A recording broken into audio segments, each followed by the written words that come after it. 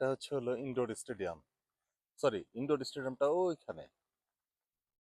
ওইখানে হচ্ছে হলো ইনডোর স্টেডিয়াম, যেখানে বিশ্বের বিভিন্ন বড় বড় টিম, বড় বড় club team, Manchester United, Bayern Munich, Liverpool সব এখানে খেলতে আসে যদি সিঙ্গাপুরে আসে। আর ব্রাজিল আর্জেন্টিনার যখন ম্যাচ হয়েছিল এখানে আসছে। কিছুদিন আগে লেডি গাগা কনসার্ট করে গেছে এখানে। বিশেষ যত নামি দামি গায়ক গায়িকা আছে এখানে কনসার্ট করে যায়। আর চমৎকার, এক কথায় চমৎকার সিঙ্গাপুরের দৃশ্য। এই তানজংরু একদম এমআরটির সাথে। এটা বারবিকিউ না, বারবিকিউ না, তবে এখানে বসা যায়, বসে চাটা খেতে পারবেন আপনারা।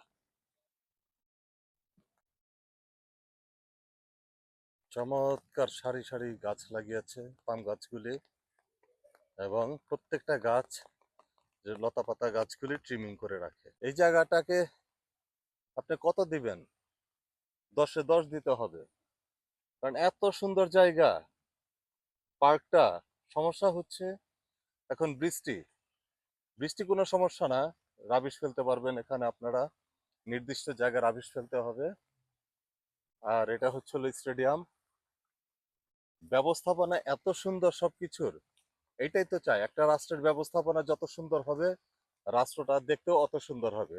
আর ওইখানে যে স্টেজ বানিয়েছে সেটা হচ্ছে হলো কোনো ওয়েডিং পার্টি হবে, যার কারণে ওয়েডিং পার্টিটা এত সুন্দর জায়গার মধ্যে আসলে ভালো লাগবে। সন্ধ্যাবেলায় যখন লাইটিং হবে এখান দিয়ে, ওফ, চমৎকার লাগবে। দেখুন বিল্ডিংটা কত সুন্দর,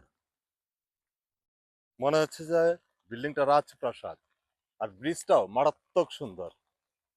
ধানমন্ডি লেক, ধানমন্ডি লেক, হাতির ঝিল বলেন বলেন আর যাই বলেন,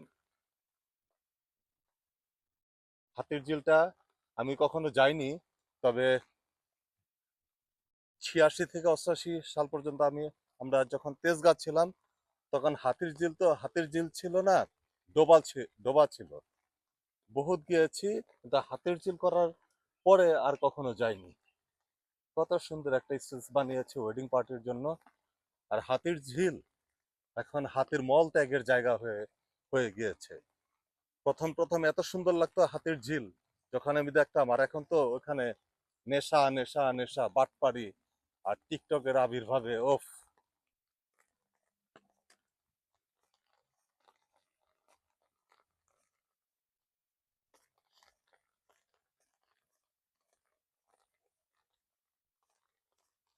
বিল্ডিংটা খুব সুন্দর, বিল্ডিংটা আসলে বিল্ডিংটা খুব সুন্দর, যার তুলনা করা যায় না।